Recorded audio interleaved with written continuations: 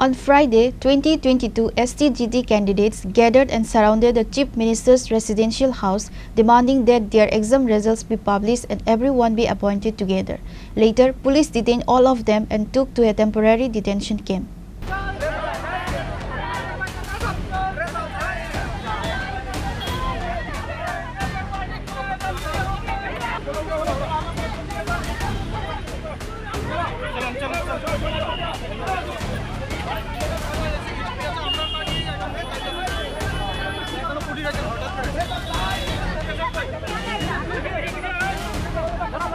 (2022) STGT examinees surround the Chief Minister's residential house. Once again on Friday, 2022 STGT candidates gathered and surrounded the Chief Minister's residential house, demanding that their exam results be published and everyone be appointed together.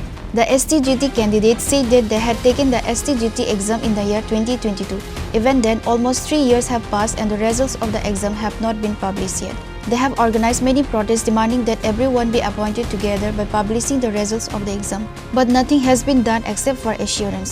Recently, the government announced the recruitment of new teachers.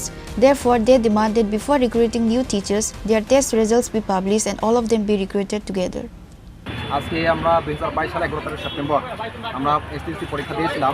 সেটা আইনি জটিলতা বলে supreme কোর্টের আইনি আওতায় বলে ত্রিপুরা সরকার supreme কোর্টের একটা এসএলপি করেছিলাম। তাতে আমরা কি দেখেছিলাম?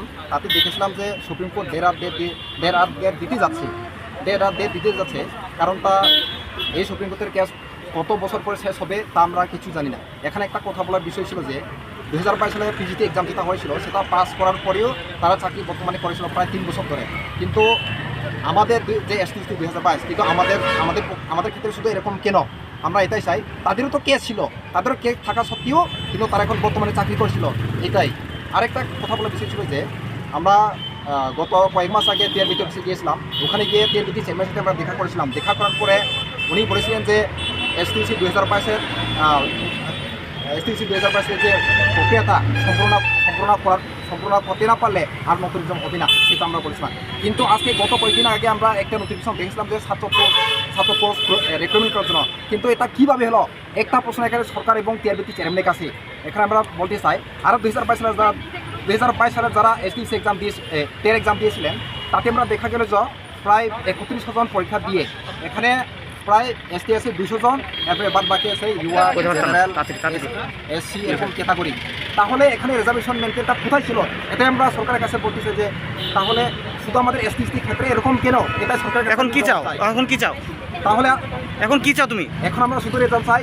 রেজাল্ট দিয়ে সরকার যতজন পোস্ট ট্রেন করুক না করুক সেটা আমরা দেখার কিছু নয়।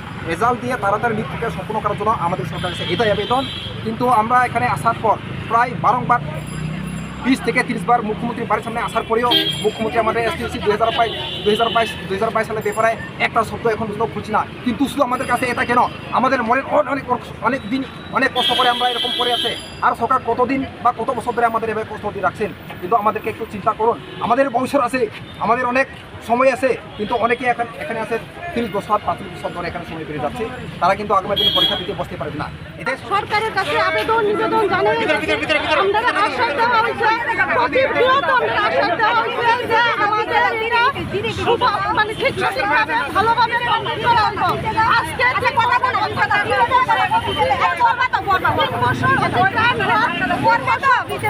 অতিক্রান্ত হওয়ার পরে তারা নতুন করে আমাদের শিক্ষা দপ্তর থেকে নতুন করে 700 মানে কথা বলা হয়েছে। আমরা চাই যে বিগত যে আমাদের এসটিজিটি 2022 সনের যারা পরীক্ষা দিয়েছে তাদের যে মানে যারা কোয়ালিফাই করেছে তাদের রেজাল্ট পাবলিশ করে সবাইকে একসাথে নিয়োগ করে মানে রেজাল্ট পাবলিশ করে সবাইকে রিক্রুটমেন্ট পলিসি মানে পূরণ করে তারপরে মানে 700 পোস্ট হোক আর 10,000 পোস্ট হোক যত হোক নিয়োগ করুক, তাতে আমরা কোনো বিরোধিতা না, আমরা নতুন পোস্টের কোনো বিরোধিতা না। আমরা চাই আমাদের যে এসটিজিটি যে 2022 সালে যারা কোয়ালিফাই করেছে তাদের রেজাল্ট দিয়ে তারপর তাদের মাধ্যমে কিছু কথা মুখ্যমন্ত্রীর উদ্দেশ্যে বলতে চাই। আমরা 2022-এর 11 সেপ্টেম্বর পরীক্ষাটা দিয়েছিলাম।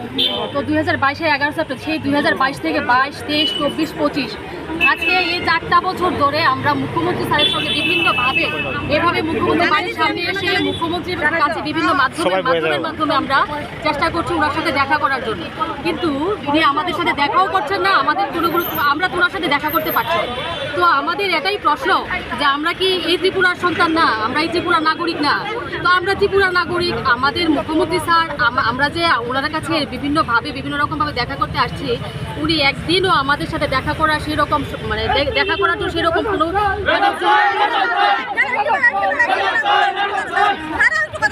মুখ্যমন্ত্রী স্যারের সাথে দেখা করার সৌভাগ্যটা আমাদের হয়নি এখন পর্যন্ত। On this day, when the 2022 STGT candidates surrounded the Chief Minister's house, the police detained them and took them to a temporary detention camp. They were later released unconditionally.